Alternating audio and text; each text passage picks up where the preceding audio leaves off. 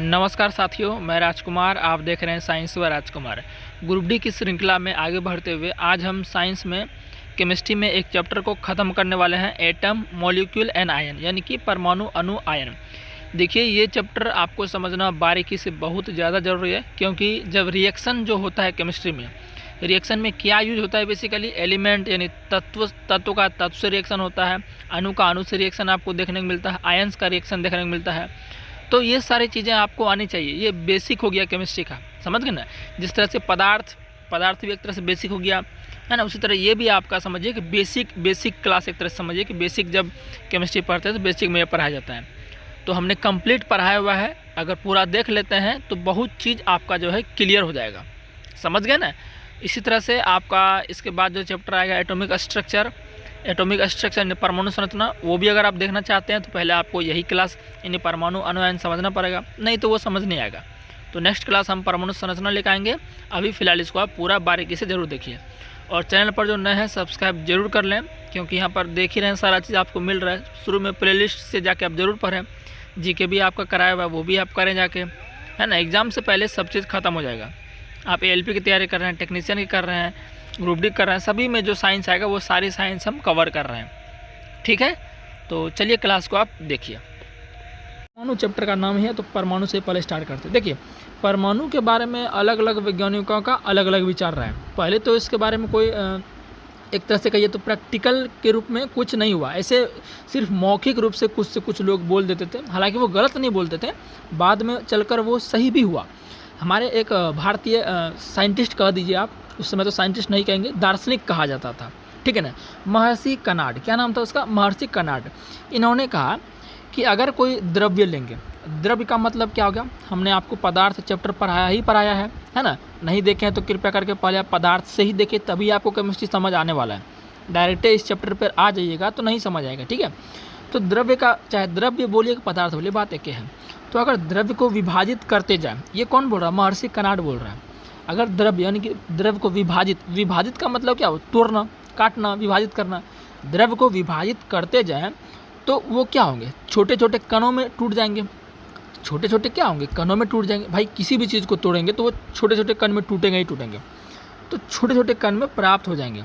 अंत में एक समय ऐसा तो आएगा ना कि जिस चीज़ को हम विभाजित कर रहे हैं अब वो और विभाजित नहीं हो सकता। मान के लीजिए हम कलम ही ले लिए, ये कलम ले लिए, ठीक है ना। तो इसको आप विभाजित कर रहे हैं, मतलब तोड़ रहे हैं छोटा छोटा टुकड़ों में, लेकिन एक समय ऐसा आएगा ना कि ये अब टूटेगा ही नहीं, इतना छोटा हो जाएगा ये कि अब आप उसको तोड़ ही नहीं सकते हैं। तो वो जो छोटा सा कण होगा ना, सूक्ष्मतम जो कण होगा वो क्या है? परमाणु है। ये बात किसने कही थी? ये आपके महर्षि कनाड ने कही थी, समझ गए ना।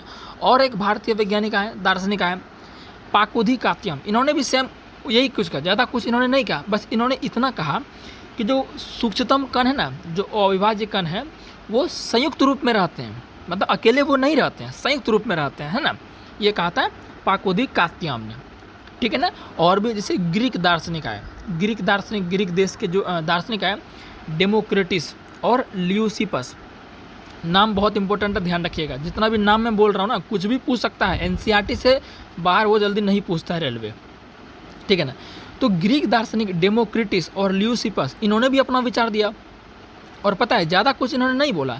जो महर्षि कनाड ने बोला था ना, वही सेम इसने भी बोला, कोई ज़्यादा अलग से इन्होंने कुछ थ्योरी नहीं दिया, ठीक है ना। तो वही बात मैं यहाँ पर लिखा हूँ, ग्रीक दार्शनिक डेमोक्रिटस और ल्यूसिपस भी ने यही कहा जो भारतीय दार्शनिक ने कहा था, ठीक है ना। और एक बात ध्यान दें, ये जो एटम शब्द है ना, एटम मतलब परमाणु हुआ, ये आपका एटोमोस से आया हुआ है। जो एटम मतलब परमाणु होता है, ये एटोमोस शब्द से आया है। और जो ये एटोमोस शब्द है ना, इसका मतलब पता है क्या होता है? इसका मतलब होता है अविभाज्य। एटोमोस शब्द का मतलब क्या होता है? अविभाज्य होता है। अविभाज्य का मतलब आप उसको अब विभाजित नहीं कर सकते हैं और छोटे टुकड़ों में नहीं तोड़ सकते हैं। यही तो, यानी कि अनडिविजिबल। क्या? अनडिविजिबल, अविभाज्य। परमाणु के बारे में इन्होंने, यानी कि एटोमोस शब्द से ये आपका ये एटम की उत्पत्ति हुई है। अगर आपसे पूछ ले कि एटम जो परमाणु शब्द है, इनकी उत्पत्ति किस शब्द से हुई है, तो एटोमोस शब्द, है ना। किससे? एटोमोस शब्द से इनकी उत्पत्ति हुई है। और ये डेमोक्रिटस ने बताया था। किसने बताया था? डेमोक्रिटस ने। तो आपको ये बात ध्यान रखना, ठीक है। एटोमोस शब्द आपका डेमोक्रिटस ने बताया था इसके बारे में, ठीक है ना। चलिए इतना तक समझ चुके हैं, आगे बढ़ते हैं। एंटोनी लेवोजियर, अब आते हैं। अब देखिए परमाणु को और अच्छे से समझने के लिए यहाँ पर दिया जाता है, जो हमारे केमिस्ट थे, जो रसायन शास्त्र के वैज्ञानिक थे, है ना, उन्होंने क्या दिया, रासायनिक संयोजन का नियम दिया। अब रासायनिक संयोजन का नियम जो है ये लगभग 2 लोगों ने दिया था। एक हमारे लेवोजियर साहब, जो कि केमिस्ट्री के फादर भी कहे जाते हैं, है ना। इसका हिंदी में बहुत ही बेकार नाम है, लीजिएगा तो बहुत आपको बेकार लगेगा, लवातिये क्या करके ऐसे कुछ नाम है। हिंदी तो मैं इसका याद ही नहीं रखता हूँ, आप इसको लेवोजियर ही याद रखिए तो बेहतर रहेगा आपके लिए, ठीक है ना। लसातिये क्या इसको कुछ ऐसे बोला जाता है, लेवोजियर आप याद रखिए, ठीक है ना। फुल नाम आपको याद रखने की ज़रूरत भी नहीं है, क्यों इतना फालतू काम कीजिएगा। इसका पूरा नाम क्या है, एंटोनी एल लेवोजियर, लेकिन सिर्फ आपको लेवोजियर याद रखना है, ठीक है ना। लेवोजियर और प्राउस्ट ने मिलकर क्या दिया, रासायनिक संयोजन का नियम दिया। हालांकि हमने यहाँ सिर्फ लेवोजियर का ही नाम लिखा है, प्राउस्ट का नाम नहीं लिखा है, लेकिन क्वेश्चंस जो हमने देखा कि उसमें लिखा रहता है कि रासायनिक संयोजन का नियम किसने दिया, तो लेवोजियर ही आंसर रहता है। लेकिन NCERT में ये बातें लिखी गई है कि दोनों ने मिलकर दिया है। समझ पा रहे हैं क्या बात को, आइए समझते हैं। तो रासायनिक संयोजन के नियम में पहला नियम था द्रव्यमान संरक्षण का नियम। क्या कहा था ये समझते हैं अच्छे से। इस नियम के अनुसार किसी रासायनिक अभिक्रिया में, अब रासायनिक अभिक्रिया क्या होती है ये चीज़ें आपको, जब मैं आपको हालांकि रासायनिक अभिक्रिया नामक चैप्टर हमने आपको पढ़ाया हुआ है पहले, लेकिन अभी आपको वो नहीं पढ़ना है, क्योंकि पढ़ाई सीक्वेंस में ही करना चाहिए। ऐसा नहीं कि पहला चैप्टर ख़त्म नहीं किए 5वां चैप्टर पर घुस गए, ऐसा हमें नहीं करना चाहिए। ऐसे आपका आधा अधूरा ज्ञान रह जाएगा, और आधा अधूरा ज्ञान बहुत ही घातक होता है। समझ गए ना बात को। तो रासायनिक अभिक्रिया आपको आगे पढ़ने को मिलेगा। फिलहाल समझ लीजिए कि रासायनिक अभिक्रिया का मतलब क्या होता है। जिस तरह यौगिक का निर्माण होता है ना, उसी तरह रासायनिक अभिक्रिया भी होता है। समझ गए। यौगिक में क्या होता है कि 2 तत्व क्या होते हैं, आपस में मिलते हैं और एक निश्चित अनुपात में मिलते हैं और एक नए पदार्थ का निर्माण करते हैं, वो यौगिक होता है। तो सेम यहाँ पर रासायनिक अभिक्रिया को भी समझ लीजिए, क्योंकि मैंने तो यौगिक आपको पहले ही पढ़ा दिया कि नहीं पढ़ा दिया, जो शुरू से जुड़े हैं उनको पता होगा, ठीक है ना। चलिए एक समझते हैं। इस नियम के अनुसार किसी रासायनिक अभिक्रिया में द्रव्यमान का ना तो निर्माण होगा ना ही विनाश होगा। कहने का मतलब ये है कि कोई भी रिएक्शन होगा उसमें द्रव्यमान ना ही एक्स्ट्रा कुछ बनेगा, ना ही हमारा कुछ विनाश होगा। ये कह रहा है हमारा द्रव्यमान संरक्षण का नियम। और कोई भी रिएक्शन, सब रिएक्शन जो है द्रव्यमान संरक्षण का नियम का पालन करता है। समझ गए ना बात को। रिएक्शन वाला चीज़ आप आगे पढ़ेंगे, ठीक है ना। जैसे देखिए हम आपको यहाँ पर दिखाते हैं, हाइड्रोजन लिए, हाइड्रोजन है और ऑक्सीजन है, ये तीर के बाएं साइड है, और तीर के दाएं साइड हाइड्रोजन ऑक्सीजन लेने से क्या बना है, तो बोलेगा जल बना है। ये तो सिंपल बात है, सबको पता है। तो मान लेते हैं हाइड्रोजन हम 10 लिए थे और ऑक्सीजन कितना लिए थे, 5 ग्राम लिए थे, तो टोटल कितना हो गया, 15 ग्राम हो गया। समझ गए ना बात को। हाइड्रोजन 10 ग्राम लिए थे और ऑक्सीजन 5 ग्राम लिए थे, तो कितना हो गया, 15 ग्राम हो गया। ये तीर के बाएं साइड है। रिएक्शन होने से पहले, जब रिएक्शन होकर क्या बना हमारा, रिएक्शन होकर बना है जल, तो इधर भी आपका कितना बनेगा, 15 ग्राम ही टोटल बनेगा। यानी कि इस साइड का द्रव्यमान और इस साइड का द्रव्यमान दोनों क्या होगा, बराबर होगा। यही है आपका द्रव्यमान संरक्षण का नियम। आई होप कि ये चीज़ें आप समझ गए होंगे। समझ गए ना बात को, उम्मीद है कि समझ गए होंगे मेरे भाई, ठीक है ना। जैसे मैं आप एक और बताता हूँ, हमने क्या लिया साथियों, हमने दूध लिया, दूध लिया, ठीक है ना। 1 लीटर दूध लिए हैं, क्या लिया, 1 लीटर दूध लिए हैं। अब इसमें हम क्या कर रहे हैं, 1 लीटर दूध लिए हैं ना, इसमें चलिए हम गिरा देते हैं, चलिए 1 लीटर में तो आधा केजी ज़्यादा हो जाएगा, हमें लगता है। चलिए इसमें 100 ग्राम गिराते हैं। क्या गिराते हैं, 100 ग्राम दही गिरा देते हैं, दही को जमाने के लिए, ठीक है ना। दूध 1 लीटर लिए, इसमें 100 ग्राम दही मिला दिए जमाने के लिए। तो टोटल बताइए द्रव्यमान कितना हो गया। 1 लीटर को अगर मिलीलीटर में लिखें, सॉरी यहाँ पर हमें 100 ml डालना था ना, ml डालना था, ठीक है ना। ग्राम को ml कर लीजिएगा, ठीक है ना। तो 1 लीटर दूध हो गया और 100 ml क्या डाल दिए, दही डाल दिए, तो टोटल कितना हो गया, तो बोलेगा 1100 ml। क्या हो गया, 1100 ml हमारा ये इधर टोटल द्रव्यमान हो गया। जब आपको पता है कि दूध में दही डालने से क्या बनेगा, दही बनेगा, तो वो दही बनेगा ना, वो भी 1100 ml का ही बनेगा। तो आपने क्या समझा कि दूध में हम 1 लीटर दूध लिए थे, उसमें 100 ml हम दही डाल दिए, उसके बाद दही बन गया हमारा, 3 से 4 दिन के बाद दही बन गया। तो दही को जब वजन किया गया तो हमारा इतना ही होगा, 1100 ml। ये आपका द्रव्यमान संरक्षण का नियम है। यानी कि द्रव्यमान ना तो एक्स्ट्रा बनेगा, ना ही उसका कुछ विनाश होगा। समझ गए ना बात को, उम्मीद है कि समझ गए होंगे। और ये नियम आपका किसने दिया था, लेवोजियर ने दिया था। अगर पूछ ले किसने दिया था, लेवोजियर ने दिया था। और देखिए हमने यहाँ पर जो है इसको लिखा भी है, ठीक है ना। इसको यहाँ पर, ये चूँकि संतुलित है तो यहाँ पर संतुलित वाला हमने यहाँ पर द्रव्यमान लिखा है। इस तरफ देखिए तीर के बाएं साइड 36 ग्राम और तीर के दाएं साइड भी 36 ग्राम द्रव्यमान है। ये हाइड्रोजन का परमाणु द्रव्यमान, ऑक्सीजन का परमाणु द्रव्यमान को पूरा ये कैलकुलेट करके लिखा गया है, ठीक है ना। चलिए उम्मीद है समझ गए होंगे, आगे बढ़ते हैं। अब दूसरा नियम जो आता है रासायनिक संयोजन के नियम का, वो है स्थिर अनुपात का नियम। क्या है स्थिर अनुपात का नियम? एक बात ध्यान रखिए, इस स्थिर अनुपात के नियम का एक और नाम है, इसको हम निश्चित अनुपात का नियम भी कहते हैं। क्या कहते हैं? निश्चित अनुपात का नियम भी कहते हैं, ठीक है ना। निश्चित बात एक ही है, स्थिर बोल दीजिए, नियत बोल दीजिए, निश्चित बोल दीजिए, ये सब वर्ड एक ही है, समझ गए ना। चलिए क्या कहता है ये नियम, देखते हैं। सबसे पहले बात ध्यान रखें, प्राउस्ट ने, जोसेफ प्राउस्ट ने इस नियम को दिया था। किसने दिया था? जोसेफ प्राउस्ट ने। क्या बोल रहा है उनको समझते हैं। प्राउस्ट के अनुसार किसी भी यौगिक, जो भी यौगिक आपका है, किसी भी यौगिक में तत्व, अब यौगिक है तो भाई उसमें तत्व ही मौजूद रहेगा। किसी भी यौगिक में जो तत्व रहेगा ना, सदैव हमेशा एक निश्चित द्रव्यमानों के अनुपात में मौजूद होते हैं, चाहे वह यौगिक कहीं से भी बनाया जाए, उससे कोई फर्क नहीं पड़ता है। समझ पा रहे हैं क्या बात को? नहीं समझ पा रहे होंगे, एग्जाम्पल देते हैं तो ज़्यादा क्लियर होगा, ठीक है ना। देखिए जैसे हमने यहाँ पर एक कंपाउंड ले लिया, मतलब यौगिक ले लिया NH3, तो हमें ये बताइए NH3 में कौन सा तत्व मौजूद है, क्योंकि बात ये कर रहा है कि किसी भी यौगिक में तत्व सदैव। अब मेरे भाई बताइए कि NH3 में कौन कौन से तत्व है, तो बोलेगा एक नाइट्रोजन तत्व है और एक हाइड्रोजन तत्व है, ये ही दो तत्व दिख रहे हैं। तो नाइट्रोजन और हाइड्रोजन रेशियो देखिए कितना है, अनुपात कितना है, द्रव्यमानों का अनुपात। तो बोलेगा नाइट्रोजन का द्रव्यमान 14 होता है। ये सब तो आपको याद करना पड़ेगा भाई, किसका कितना द्रव्यमान होता है, इसमें तो कोई लॉजिक है नहीं, याद करना ही पड़ेगा आपको, ठीक है ना। और हाइड्रोजन का द्रव्यमान 1 होता है। अब चूँकि यहाँ 3 हाइड्रोजन है ना, तो 1 गुना 3 हो गया, यानी कि अमोनिया, NH3 को अमोनिया कहते हैं। इस NH3 को क्या कहते हैं? अमोनिया कहते हैं। अमोनिया में कौन कौन से तत्व मौजूद हैं, तो बोलेंगे नाइट्रोजन है और हाइड्रोजन है। तो किस रेशियो में जुड़े हैं, तो ये जुड़े हैं आपके 14:3 में। कौन? नाइट्रोजन और हाइड्रोजन का। अब अमोनिया आप कहीं से भी बना लीजिए, चाहे ऑस्ट्रेलिया में अमोनिया जाके देखे, इंडिया में देखे, बांग्लादेश में देखे, कहीं से भी देखिए, अमोनिया में नाइट्रोजन और हाइड्रोजन का एक फिक्स रेशियो रहेगा 14:3 का। यही आपका निश्चित अनुपात का नियम या स्थिर अनुपात का नियम या नियत अनुपात का नियम है। समझ गए ना? उम्मीद है समझ गए। वही एक एग्जांपल और लिए, H2O लिए हैं। H2O में भी आप देख लीजिए, हाइड्रोजन और ऑक्सीजन उपलब्ध है। तो हाइड्रोजन चूँकि परमाणु द्रव्यमान 1 होता है, अब 2 हाइड्रोजन है तो 1 गुना 2 यानी 2 हो गया, 2 हो गया ना। 2 अनुपात, ऑक्सीजन 1 है तो 1 का 16 होता है, जब कटाएंगे 2 एकम 2 और 2 अट्ठी 16, यानी कि 1:8।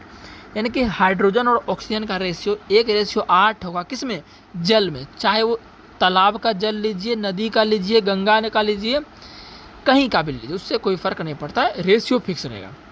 यही मेरे भाई निश्चित अनुपात का नियम या स्थिर अनुपात का नियम है। उम्मीद है कि समझ गए होंगे, ठीक है ना। अब चूँकि इन्हीं के बेस पर, रासायनिक संयोजन के नियम के आधार पर ही डाल्टन ने क्या दिया? परमाणु सिद्धांत दिया था। डाल्टन ने क्या दिया था? परमाणु सिद्धांत दिया था। तो समझते हैं इनके बारे में। कई बार पूछा जाता है कि डाल्टन के परमाणु का जो खोज है वो किसने किया, तो उसमें आपका डाल्टन ही आंसर देना होता है। हालांकि कहीं कहीं डेमोक्रेटिस आंसर दिखता है, कहीं कहीं डाल्टन दिखता है, तो ये क्वेश्चन थोड़ा सा कन्फ्यूजन रहता है, लेकिन वास्तव में डाल्टन ने ही सही से इनका क्या कहते हैं, इनको अच्छे से बताया है, ठीक है ना। बाकी तो उस समय डेमोक्रेट क्या बोलते हैं, अपना जो भारतीय दार्शनिक थे पाकोदी कात्यायन, महर्षि कनाड, ये सब तो उतना नहीं बता पाए, सिर्फ हुआ सही ही, लेकिन वो क्या है ना, पब्लिश इन लोग का उतना ज़्यादा नहीं हो पाया, क्योंकि टेक्नोलॉजी डेवलप नहीं था ना उस समय, इसीलिए। और डाल्टन सब अंग्रेज थे, तो इन लोग का क्या था, इनको पास टेक्नोलॉजी सब था, अपने सबसे पहले था, तो इन लोग का पब्लिश हो गया, समझ गए ना। खैर इन्होंने बताया भी अच्छा है परमाणु के बारे में। कुछ कमियां भी रही डाल्टन की जो इन्होंने बताया, तो कमियां को तो सब में रहती है कमियां, है ना। चलिए, तो सबसे पहला पॉइंट याद रखना है कि डाल्टन के जो परमाणु सिद्धांत थे, इन डाल्टन्स एटॉमिक थ्योरी इंग्लिश में बोलेगा किस पर आधारित है, तो ये आधारित है रासायनिक संयोजन के नियम पर। समझ गए ना बात को। अब क्या क्या कहता है उनको देखते हैं। इस सिद्धांत के अनुसार सभी द्रव्य मतलब पदार्थ, देखिए एक होता है मेरे भाई द्रव, ये अलग चीज़ है, और एक होता है द्रव्य, इस द्रव्य का मतलब पदार्थ होता है, कंफ्यूज बिल्कुल नहीं होना है, ठीक है ना। तो इस सिद्धांत के अनुसार सभी द्रव्य चाहे तत्व यौगिक या मिश्रण हो, वो किससे बने होते हैं? सूक्ष्म कणों से बने होते हैं, जिन्हें हम परमाणु कहते हैं।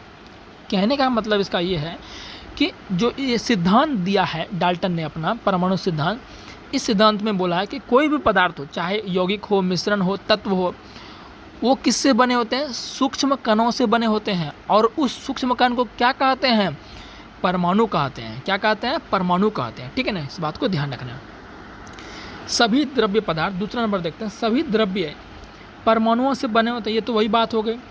परमाणु अविभाज्य सूक्ष्मतम कण होते हैं, जो रासायनिक अभिक्रिया में ना तो बनते हैं ना ही उनका विनाश होता है।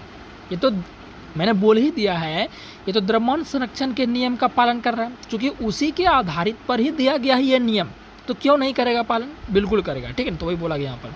तो ये सब कोई ज़्यादा समझाने का लायक इसमें है नहीं, आप बिल्कुल समझ रहे हैं, बहुत इजी बात इन्होंने कही है। ठीक है ना, तो परमाणु क्या है? अविभाज्य सूक्ष्मतम कण है। ये पहले ही बोल दिए हैं, क्या बोलते हैं, महर्षि कर्नाड ने ही बोला था, पाकुदी कात्यायन ने इसके बारे में थोड़ा कुछ और बोला है ना, तो ये कोई नया चीज़ नहीं है, ये भी इन्होंने बोला कि परमाणु क्या है? अविभाज्य सूक्ष्मतम कण है, जो रासायनिक अभिक्रिया में ना तो बनते हैं और ना ही उनका विनाश होता है। यानी कि रासायनिक अभिक्रिया जैसे H2 + O2 बना, ठीक है ना, तो क्या बनेगा? ये 2H2O बनेगा। ठीक है ना, अब ये 2H2O कैसे बनता है, इसी चैप्टर में हम सीखेंगे कि कैसे रिएक्शन हो जाता है, कैसे क्या बन जाता है, इसी चैप्टर में सीखेंगे, तो चिंता बिल्कुल भी नहीं करना। ठीक है ना, तो इसमें देखिए H2 और O2 के अलावा कुछ और बना है क्या इधर? ऐसा तो नहीं है कि हम हाइड्रोजन लिए और ऑक्सीजन लिए और बन गया उधर क्लोरीन का कुछ यौगिक, ऐसा तो नहीं हुआ है। हम लिए हैं हाइड्रोजन और यौगिक, तो उसी से रिलेटेड यौगिक भी बनेगा। समझ पा रहे हैं बात को ना, वही ये कह रहा है। चलिए, दिए गए तत्व के सभी परमाणुओं का द्रव्यमान एवं रासायनिक गुणधर्म समान होते हैं। अब ये क्या कह रहा है समझते हैं। दिए गए तत्व, मान लीजिए कि हमारे पास एक लोहा ले लिया गया। लोहा क्या है? तो बोलिएगा तत्व है। लोहा क्या है? तत्व है। तो अब लोहा तत्व है, लेकिन तत्व में क्या होते हैं? बहुत सारे परमाणु होते हैं। तत्व में क्या होते हैं? बहुत सारे परमाणु होते हैं। तो लोहा के जितने भी परमाणु होंगे ना मेरे भाई, लोहा के जितने भी परमाणु होंगे, सभी परमाणुओं का द्रव्यमान एवं रासायनिक गुणधर्म एक समान होगा। समझ पा रहे हैं ना बात को? ये होना भी चाहिए, क्योंकि लोहा का तत्व किससे बना है? लोहा के परमाणुओं से बना है। तो सिंपल सी बात है, उसके द्रव्यमान और रासायनिक गुणधर्म क्या होंगे? एक समान होंगे। समझ पा रहे हैं क्या बात को? उम्मीद है कि समझ गए होंगे। ठीक है, आगे देखते हैं। आगे आपका है, भिन्न भिन्न तत्वों के परमाणुओं के द्रव्यमान एवं रासायनिक गुणधर्म भिन्न भिन्न होते हैं। अब देखिए ये क्या कहना चाह रहा है। देखिए भिन्न भिन्न तत्वों, अब अलग अलग तत्व ले लेंगे। अब मान लीजिए हम लोहा ले लिए और दूसरा हम एल्युमिनियम ले लिए। लोहा एक तत्व ले लिया और दूसरा एल्युमिनियम एक तत्व ले लिया। अब चूंकि तत्व में बहुत सारे परमाणु होंगे, समझ पा रहे हैं ना, तो लोहा के तत्व का, लोहा के जो परमाणु होंगे और एल्युमिनियम के जो परमाणु होंगे, इसका क्या होगा? परमाणु द्रव्यमान अलग अलग होगा। वही कह रहा है ना, भिन्न भिन्न तत्वों के परमाणु द्रव्यमान अलग होंगे। अब लोहा का जो परमाणु का द्रव्यमान होगा, उतना परमाणु का द्रव्यमान एल्युमिनियम का नहीं होगा, क्योंकि अलग अलग तत्व है ना। हालांकि लोहा के जितने भी परमाणु होंगे उन सभी का द्रव्यमान एक ही होगा, रासायनिक गुणधर्म एक ही होगा, लेकिन उसका द्रव्यमान और रासायनिक गुणधर्म एल्युमिनियम से मैच नहीं करेगा। यानी कि कहने का मतलब है मेरा कि उससे वो अलग तत्व हो गया, उससे आपका गुणधर्म मैच इसका नहीं करेगा। हालांकि रासायनिक गुणधर्म की बात करें तो मैच करेगा, क्योंकि लोहा भी धातु है, एल्युमिनियम भी धातु है। लेकिन अभी आपको जो मैं पढ़ा रहा हूँ उस चीज़ पर फोकस करना है। ये चीज़ें हम पढ़ेंगे जब मेटल नॉन मेटल मेटालॉइड्स पढ़ेंगे, उसमें हम देखेंगे, क्योंकि दोनों धातु है तो धातु का गुण मैच, इसमें धातु के चलते दोनों गुण मैच करेगा, रासायनिक गुण मैच करेगा। लेकिन अभी यहाँ बात दूसरा हो रहा है, उस चीज़ को लेकर आपको समझना है। समझ रहे हैं ना बात को? तो लोहा के परमाणु और एल्युमिनियम के परमाणु का द्रव्यमान अलग होगा, रासायनिक गुणधर्म भी अलग होगा। वो ये कहना चाह रहा था। ठीक है ना, यानी अलग अलग परमाणु लीजिएगा तो उसका अलग अलग गुणधर्म होगा। ठीक है, चलिए वही ये कह रहा है। आगे देखते हैं। आगे आपका हो गया, यह हो गया, किसी भी यौगिक में परमाणुओं की सापेक्ष संख्या, किसी भी यौगिक में परमाणुओं की सापेक्ष संख्या एवं प्रकार निश्चित होती है। यानी कि ये वही बात हो गया जो कि क्या बोलते हैं, जैसे हमने H2O ले लिया। क्या ले लिया? H2O ले लिया। तो H2O में क्या हो गया? 2:1 हो गया ना। और H2O में 2:1 हो गया कि नहीं हो गया? NH3 में रेशियो क्या हो गया? 1:3 हो गया कि नहीं हो गया? तो ये सापेक्ष संख्या है। समझ गए ना? चाहे आप कोई से भी ले लीजिए, ये तरह से जो स्थिर अनुपात का नियम है उसी के आधार पर ये आपका कहा गया। ठीक है ना, चलिए, तो ये आपका डाल्टन के परमाणु सिद्धांत का कहा गया था। और डाल्टन ने एक बात ये भी कहा था कि जो परमाणु हमारा है इससे छोटा कुछ और हो ही नहीं सकता। ये बात किसने कही थी? डाल्टन ने। यानी कि परमाणु को और आगे विभाजित हम नहीं कर सकते हैं। लेकिन ये बात हालांकि गलत हो गई डाल्टन की, क्योंकि परमाणु से भी छोटा और भी चीज़ है, इलेक्ट्रॉन, प्रोटॉन, न्यूट्रॉन। ये आगे वैज्ञानिकों के द्वारा खोजा गया, तो ये इसकी कमियां हो गई। भाई डाल्टन ने क्या कहा कि परमाणु से छोटा कुछ हो ही नहीं सकता है, लेकिन इससे छोटा यानी कि परमाणु के अंदर और भी चीज़ें हैं। क्या है? Electron, proton, neutron. ये आगे चलकर वैज्ञानिकों ने खोजा, तो ये इसकी कमियां हो गई। समझ गए ना बात को? चलिए, और इसकी कमियां क्या हो गई? जैसे इन्होंने क्या बोला, इन्होंने बोला, यहाँ पर देखिए मैं आपको बताना चाहता हूँ। इन्होंने यहाँ पर बोला था, हालांकि डाल्टन के परमाणु सिद्धांत को एक बार हम और देखेंगे परमाणु संरचना में। परमाणु संरचना जो नेक्स्ट चैप्टर है उसमें भी देखेंगे, है ना। तो आधा इसी से आपका क्लियर हो जाएगा। इस चैप्टर में इसका जितना वेटेज है हम आपको बता रहे हैं, और उस चैप्टर में एटॉमिक स्ट्रक्चर जो आएगा नेक्स्ट चैप्टर उसमें बताएंगे ही बताएंगे, ठीक है। तो पहला तो गलत क्या हो गया कि परमाणु, इन्होंने बोला कि परमाणु छोटा कण है, इससे छोटा और कुछ नहीं हो सकता, लेकिन बाद में गलत हो गया जब इलेक्ट्रॉन, प्रोटॉन, न्यूट्रॉन का खोज हो गया, है ना। और उन्होंने क्या बोला था, यहाँ देखिए, दिए गए तत्व के सभी परमाणुओं का द्रव्यमान एवं रासायनिक गुणधर्म समान होते हैं। ये गलत क्यों हो गया? इसका बात ये इसलिए गलत हो गया जब समस्थानिक का खोज हो गया ना। अब देखिए, एक ही तत्व के जब समस्थानिक होंगे, जैसे कि हम आपको कुछ बताते हैं, हम जैसे हम ले लेते हैं हाइड्रोजन ले लेते हैं। हाइड्रोजन क्या, अब हाइड्रोजन तत्व है। अब हाइड्रोजन के जितने भी परमाणु होंगे सभी का परमाणु द्रव्यमान और रासायनिक गुणधर्म क्या होगा? एक ही होगा। डाल्टन ने कहा ये, लेकिन जब इसका समस्थानिक खोजा गया, अब हाइड्रोजन के 3 समस्थानिक होते हैं। हाइड्रोजन कितने समस्थानिक होते हैं? 3 समस्थानिक होते हैं। 3 समस्थानिक होते हैं, प्रोटियम, ड्यूटेरियम, ट्रिटियम। क्या होता है? Protium, deuterium, tritium. ये 3 समस्थानिक होते हैं हाइड्रोजन के। ये जो नीचे हम लिखे हैं इसको बोलते हैं परमाणु संख्या। जो नीचे लिखे हैं उसको परमाणु संख्या, यानी कि परमाणु संख्या, समस्थानिक का मतलब होता है कि परमाणु संख्या सेम ही रहेगा। ये आगे चलकर पढ़ेंगे, अभी चिंता ना करें। समस्थानिक का मतलब क्या होता है? परमाणु संख्या सेम ही रहेगा तत्व का, लेकिन उसका द्रव्यमान चेंज हो जाएगा। यहाँ देखिए, तीनों हाइड्रोजन के ही परमाणु हैं, तीनों हाइड्रोजन ही है ना, लेकिन समस्थानिक अलग अलग है।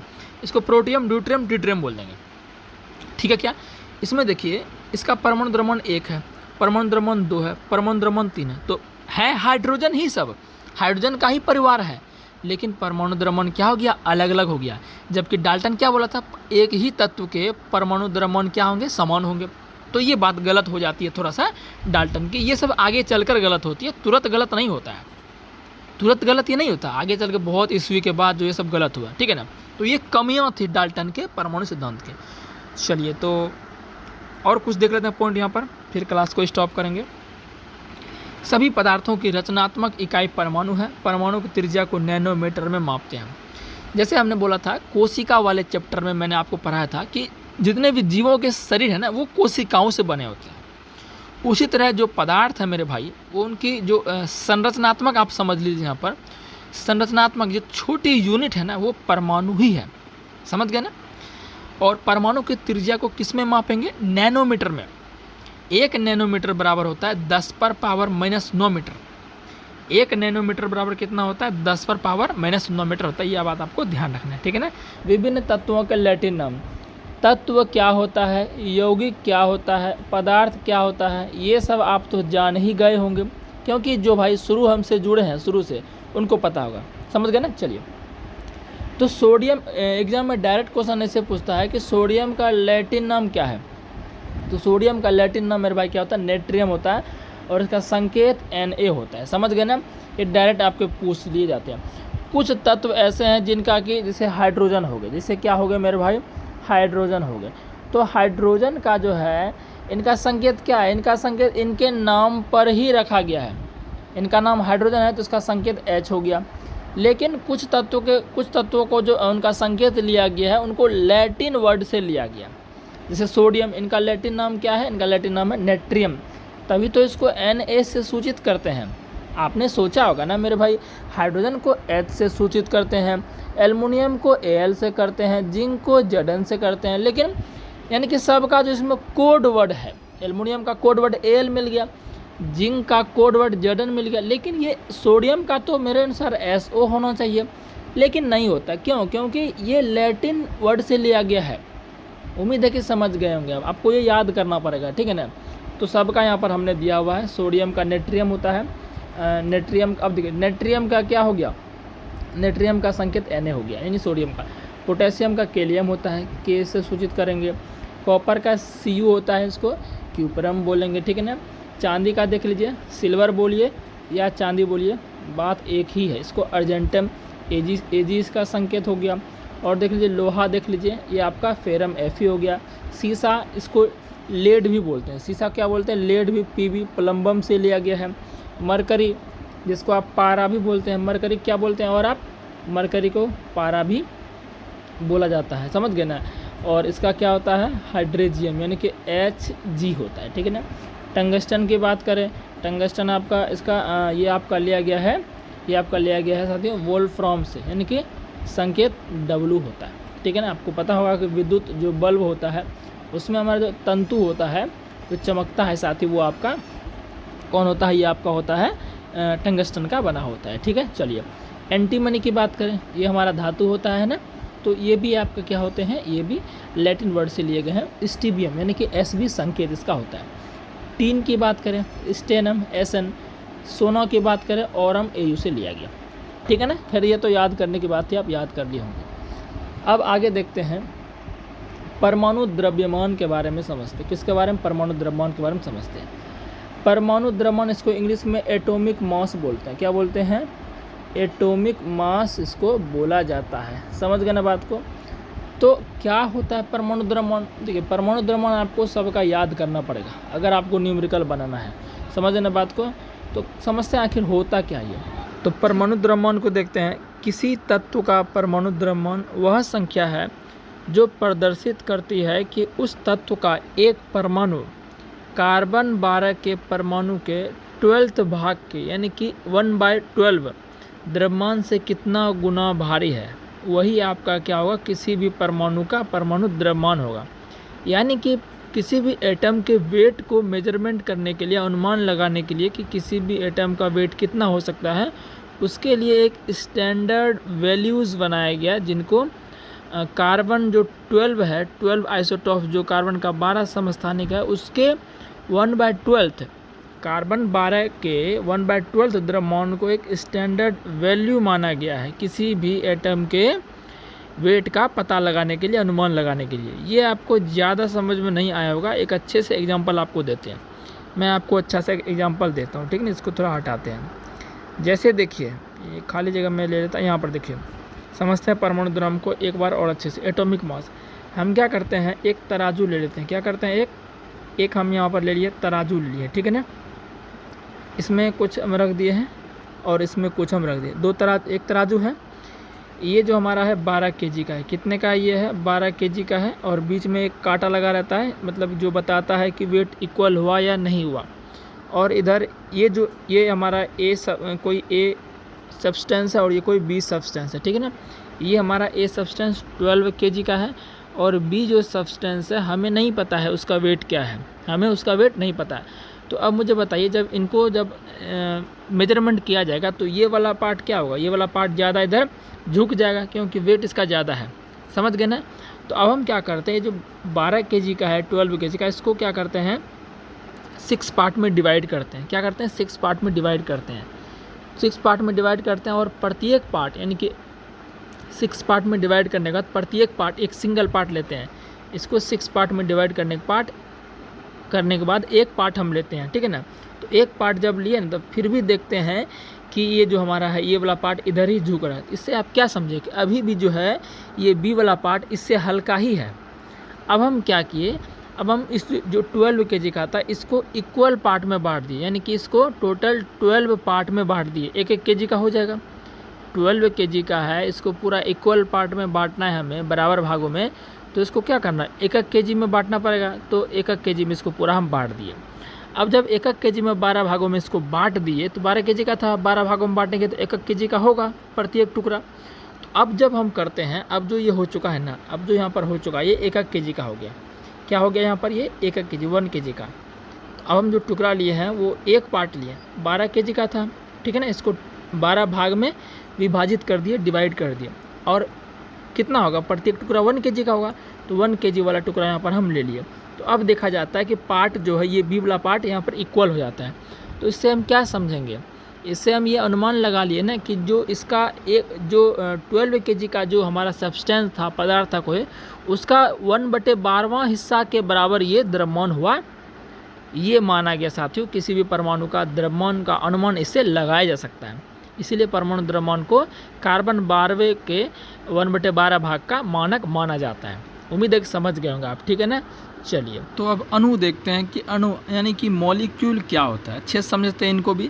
देखिए अणु, अगर आपको कोई सिंपल वर्ड में पूछे ना कि मेरे भाई अणु का मतलब क्या होता है, तो आप पता है क्या आंसर दोगे? आप सिंपल आंसर देना कि परमाणु आप जान रहे हो कि नहीं जान रहे हो? बिल्कुल जान रहे होंगे। परमाणुओं के समूह को ही क्या कहेंगे? अणु कहेंगे। सिंपल सा जवाब आपका होना चाहिए।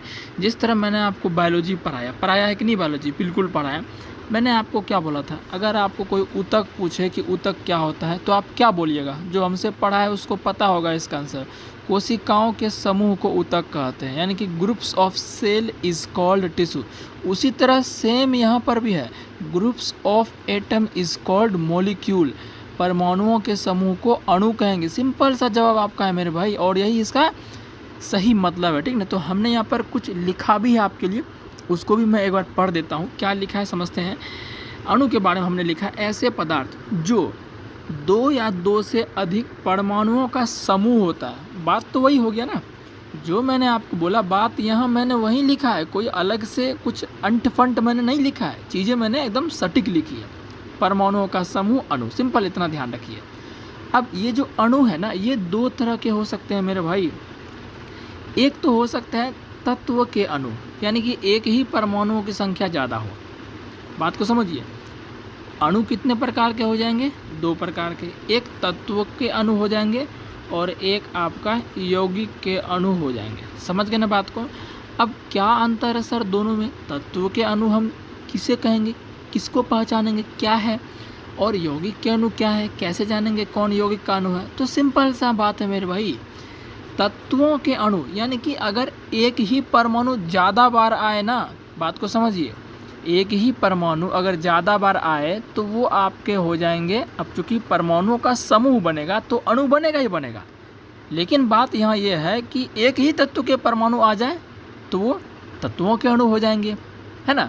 अगर अलग अलग परमाणु मिले, बात समझिए, परमाणुओं के समूह को अणु बोलेंगे, यानी कि बहुत सारे परमाणु मिलेंगे तो अणु बनेंगे। अब अगर एक ही प्रकार के बहुत सारे परमाणु मिल जाएंगे तो वो तत्वों के अणु हो जाएंगे, और अगर अलग अलग परमाणु मिलेंगे बहुत सारे तो वो यौगिक के अणु हो जाएंगे। आई होप कि ये पॉइंट क्लियर हुआ होगा। समझ गए ना बात को? वही हमने यहाँ पर लिखा। यहाँ देखिए H2 है, यानी कि हाइड्रोजन है, तो हाइड्रोजन कितना है? 2 है, तो ये एक प्रकार का अणु हो गया। तो कौन सा अणु? क्योंकि 2 हाइड्रोजन है, एक से ज़्यादा ही है ना, 2 हो गए।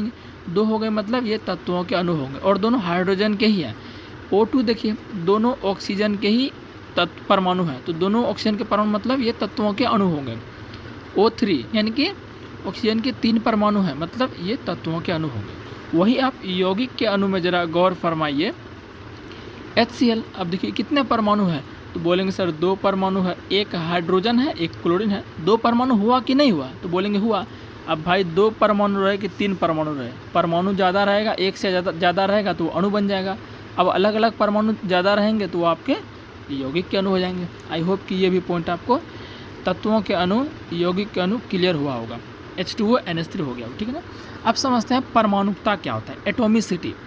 परमाणुकता समझते हैं, ये डायरेक्ट पूछ लिया जाता है कि H2O की परमाणुकता क्या है, CH4 की परमाणुकता क्या है। ऐसे ऐसे सिंपल सवाल आते हैं, एकदम आप फोड़ दीजिएगा साइंस को, ठीक है ना, जब आप हमसे अच्छे से पढ़ लीजिएगा। तो समझते हैं क्या होता है परमाणुकता। सिंपल मैं आपको अपने भाषा में बताऊं, परिभाषा को गोली मारिए, बाद में देखेंगे परिभाषा को। परमाणुकता मेरे भाई उसको बोलेंगे, कोई भी यौगिक है ना, उसमें कितना परमाणु मौजूद है उसको हम बोलेंगे परमाणुकता बोलेंगे। उस यौगिक की उसकी परमाणुकता बोलेंगे। एक बार पढ़ भी देते हैं डेफिनेशन जो हम लिखे हैं। किसी अणु की संरचना में, मतलब जो अणु बना है हमारा, प्रयुक्त होने वाले परमाणुओं की संख्या को उस अणु की परमाणुकता कहते हैं। वही बात है, जैसे यहाँ देखिए हीलियम देख लीजिए, He ले लीजिए। अब ये परमाणुकता जो है अलग अलग प्रकार की होंगी। एक परमाणु अणु, द्विपरमाणु, त्रिपरमाणु, चतुर्परमाणु, बहुपरमाणु। सिंपल है, एक परमाणु अणु क्या होगा? जिसमें एक ही परमाणु होंगे, उसे एक परमाणु। जिसमें 2 परमाणु होंगे वो द्वितीय परमाणु 3 रहेंगे, तृतीयक परमाणु 4 रहेंगे, चतुर्थ परमाणु और 4 से ज़्यादा देखने को मिल जाएंगे तो आपका हो जाएगा बहुपरमाणु। समझ गए कि नहीं बात को? उम्मीद है कि समझ गए होंगे। अब अगर आपको पूछ दे कि बताइए कि H2O की परमाणुकता क्या है, तो आप क्या बोलिएगा? अब देखिए H2O एक अणु हो गया या यौगिक बोल दीजिए आप, है ना। तो मेरे भाई इसकी परमाणुकता क्या है, तो गिनिए ना भाई कितना है, इसमें क्या बोलते हैं परमाणु है। तो हाइड्रोजन का 2 परमाणु है, 2 प्लस ऑक्सीजन का 1 परमाणु यानी 1, 2 1 3, यानी कि H2O की परमाणुकता 3 हो गई। समझ आया क्या? उम्मीद है कि समझ गए होंगे। जैसे यहाँ आपको बोल दे AR ले लेते हैं, आर्गन, AR मतलब आर्गन होता है। बोलेगा आर्गन की परमाणुकता क्या है, तो बोलेगा 1 है, 1 को परमाणु है तो 1 ही ना होगा। उम्मीद है कि ये भी समझ गए होंगे। जैसे मैं आपको बोल दूँ CH4 की बताइए परमाणुकता क्या होगी, तो बोलेगा सर कार्बन 1 है और हाइड्रोजन 4 है, तो 4 1 5, तो परमाणुकता 4 हो गई। बताइए कितना आसान था। उम्मीद है परमाणुकता भी समझ गए होंगे। अब समझते हैं आयन। आयन क्या होता है समझ देखिए, धातु एवं अधातु युक्त आवेशित कणों से, यानी कि जो धातु एवं अधातु युक्त यौगिक होते हैं ना। अब यौगिक सब क्या होता है ये सब आपको पहले ही पता चल चुका है, क्योंकि पदार्थ मैंने आपको पूरा अच्छे से पढ़ा दिया है, ठीक है ना। जिनको अभी भी डाउट होता है कि यौगिक समझ नहीं आता है, तत्व समझ नहीं आता है, मिश्रण समझ नहीं आता है, तो मेरे भाई उनका एक ही इलाज है कि वो मेरे भाई प्लेलिस्ट में जाके शुरू से देखे क्लास को। ऐसे बीच में आ जाइएगा नाच देखने तो थोड़े ना कुछ होने वाला है, शुरू से आपको नाच देखना पड़ेगा, ठीक है ना। तो खैर आप लोग समझदार समझ गए होंगे। जिनको ये सब प्रॉब्लम होता है तो आप शुरू से पढ़िए ना भाई, ठीक है। चलिए, तो धातु एवं अधातु युक्त यौगिक जो होते हैं आवेशित कणों से बने होते हैं। जैसे मैं आपको बोल देता हूँ कि NaCl यहाँ पर लिया गया। NaCl एक प्रकार का यौगिक है। NaCl क्या मेरे भाई यौगिक है, और NaCl में धातु भी दिख रहा है और धातु भी दिख रहा है। Na जो हमारा धातु आता है सोडियम, और Cl जो है क्या है क्लोरीन, ये हमारा अधातु होता है। ये सब भी धातु अधातु पहचाने आपको धीरे धीरे आ जाएगा। आगे आगे जैसे बढ़ेंगे तब ना आपको आगे का चीज़ पता चलेगा, आप समझ गए ना। तो NaCl में Na धातु होता है, Cl क्या होता है अधातु होता है। तो ये सब जो बना है ये आपका आयन से बना है। किससे बना है? आयन से बना है। और आयन तभी बनता है जब अष्टक पूर्ण करने का बात आए। जब अष्टक पूर्ण करने का बात आए तभी आयन बनता है। जैसे मेरे भाई थोड़ा सा मैं डीप में जाना चाहता हूँ। जैसे Na है और Cl है, तो Na का जो साथियों, मैं थोड़ा इसको करता हूँ साइड में, इधर करता हूँ, यहाँ लेता हूँ, यहाँ थोड़ा जगह ज़्यादा है। जैसे Na है और आपका क्या है Cl है। आयन मैं समझा रहा हूँ आपको। आयन क्यों बनता है, इसका परमाणु संख्या 11 होता है। तो 2 8 1 इलेक्ट्रॉनिक विन्यास हो गया। सोडियम परमाणु संख्या 11, 2 8 10 11। क्लोरीन का परमाणु संख्या 17 होता है, यानी कि 2 8 और 7, 2 8 10 7 17 हो गया, ठीक है ना। तो अब देखिए कोई भी तत्व है ना, सब चाहता है अस्थाई होना। कोई भी तत्व क्या चाहता है? अस्थाई होना चाहता है। तो अस्थाई होने के लिए पता है क्या नियम है, कि बाहरी कक्षा में 8 ही इलेक्ट्रॉन होने चाहिए। अब सोडियम चाहता है भाई अस्थाई होना, इसके बाहरी कक्षा में 1 इलेक्ट्रॉन है, तो ये क्या करता है, इस 1 इलेक्ट्रॉन को दे देता है। तो 1 इलेक्ट्रॉन अगर दे देगा तो इस पर प्लस चार्ज आ जाता है, +1 चार्ज आ जाता है। कितना चार्ज आ जाता है? +1 चार्ज आ जाता है। जितना इलेक्ट्रॉन दान करेगा उतना चार्ज आएगा। अब देखिए प्लस आ गया ना, अब ये सोडियम नहीं रहा, अब ये सोडियम आयन हो गया। अब मेरे भाई ये क्या हो गया? सोडियम आयन हो गया। यहाँ अगर खाली Na लिखा है, सिर्फ Na लिखा है, तो इसको बोलेंगे सोडियम के परमाणु। लेकिन Na पर +1 आ गया, मतलब अब ये सोडियम नहीं रहा, अब इसको सोडियम के आयन बोलेंगे, यानी कि ये आयन बन चुका है, क्योंकि ये +1 चार्ज इस पर आ चुका है, 1 इलेक्ट्रॉन ये त्याग चुका है। अब 1 इलेक्ट्रॉन त्याग दिया तो इसके बाहर कक्षा में 2 और 8 ही बचेगा, तो बाहरी कक्षा में 8 बचा, मतलब ये अस्थाई हो चुका है।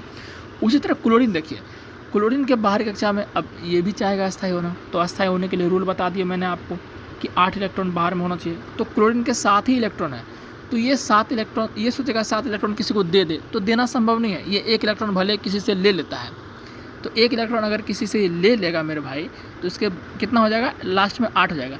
अब चूंकि 1 इलेक्ट्रॉन लिया है ना, तो इस पर कितना हो जाएगा? -1 हो जाएगा। अब ये लिया है ना, तो यानी कि लिया, कर्जा लिया ही, कर्जा लिया मतलब माइनस में गया, इसलिए यहाँ पर माइनस। 2 इलेक्ट्रॉन लेता तो -2, तो अब इस पर क्या आ गया? -1 आ गया, क्योंकि ये इलेक्ट्रॉन लिया है अपना अस्थाई होने के लिए।